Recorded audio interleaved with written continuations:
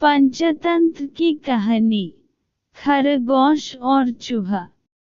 बहुत समय पहले की बात है। किसी जंगल में एक खरगोश अपने परिवार के साथ रहता था। खरगोश जहाँ रहता था वहाँ आसपास बड़े जानवरों की संख्या ज्यादा थी। खरगोश और उसका परिवार हमेशा इस बात से डरे हुए रहते थे कि कोई जानवर आकर उन्हें नुकसान न पहुंच दे।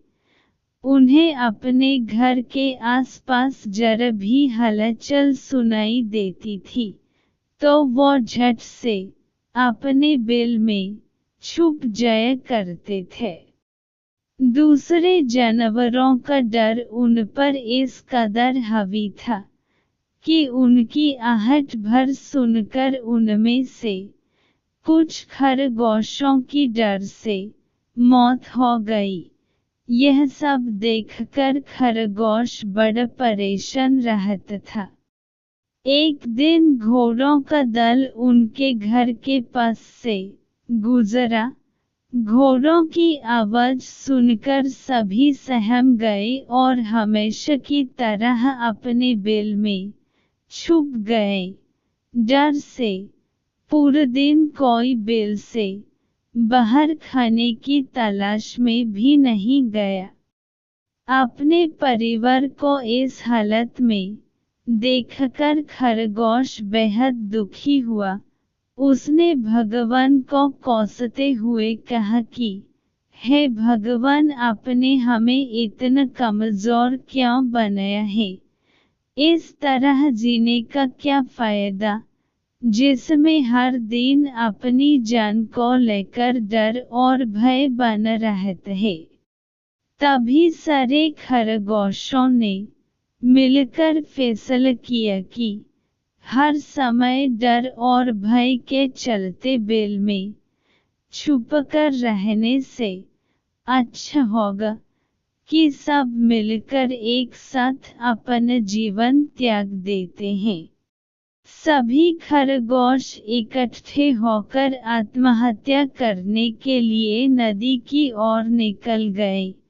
नियत समय पर खरगोश और उसका पूरा परिवार नदी के पास पहुँचे। नदी के पास कई सारे चूहों के बिल थे। जब चूहों ने खरगोशों को आते देखा तो वो सभी डर गए और इधर उधर भागने लगे। कुछ चूहे बिल में घुस गए तो कुछ नदी में गिरकर मर गए। चारों तरफ अफरा-तफरी का माहौल था। ये पूरा वाकया देखकर खरगोश दंग रह गए। उन्हें इस बात का यकीन नहीं हो रहा था कि उन्हें देखकर भी किसी में दहशत हो सकती है। अब तक तो वह खुद को ही सबसे कमजोर प्राणी समझते थे और भगवान को दोष देते थे।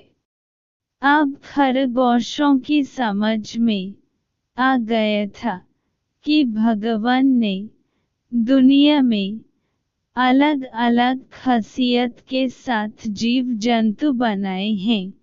जो जैसा है उसे वैसे ही स्वीकार करना चाहिए।